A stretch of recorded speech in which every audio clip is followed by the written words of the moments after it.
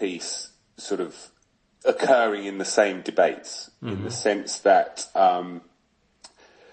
so what's going on? I mean, UNHCR is interesting and WFP are interesting because, they're sort of, they're both desperately trying to defend their mandates and, maintain their sort of dominant position. It's extremely political. There's lots of other organizations who sort of could or would like to do some of the things and I think by having, the most advanced data sets, everyone else has to sort of go through them, right?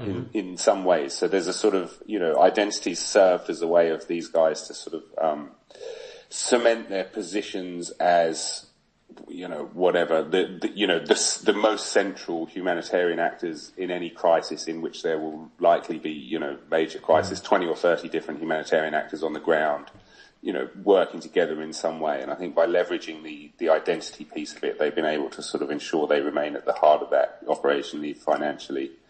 I think, what UNHCR is now doing, because of its experience in developing what is whatever you think about it, quite a successful and, technically proficient and, well-functioning global biometric ID system, they're now kind of, they're trying to do two things. One is this interoperability thing, which is really also about, trying to, the sort of the social and financial inclusion of their beneficiaries.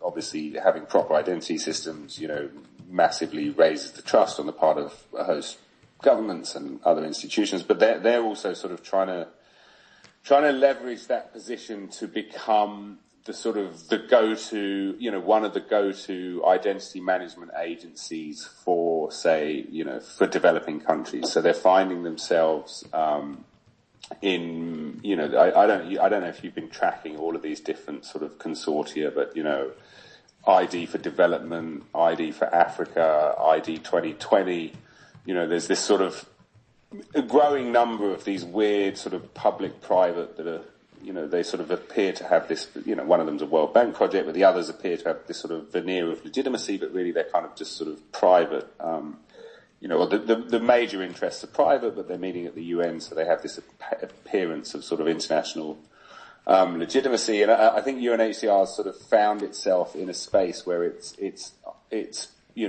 becoming an identity management service provider, as much as an organisation that just exists to support refugees. And I've sort of lost my trail a little bit, but I think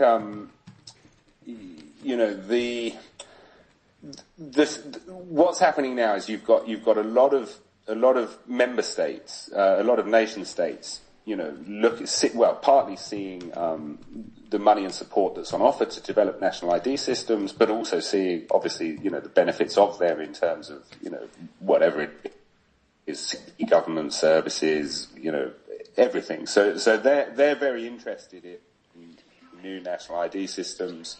And there's some of these are just, classic, biometric identity management. Others are more sophisticated sort of, digital ID systems. Estonia is often held up with its sort of digital ID and e-government services. You've got, there's Morocco is developing a new sort of Adahar-based digital ID system, with the support of, a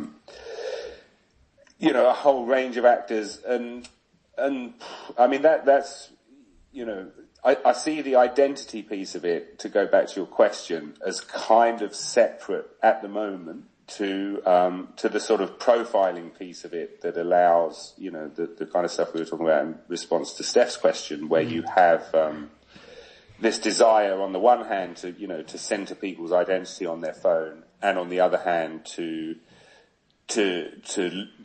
use that to get all of the data to profile them at the same time, or whatever, for whatever purpose. I don't see those debates happening in the same space yet, even if the direction of travel, because of the players involved and because of the technology involved, may be leading that way. But I don't see them together in the same conversation. It's really about, right, what sort of ID system can we set up?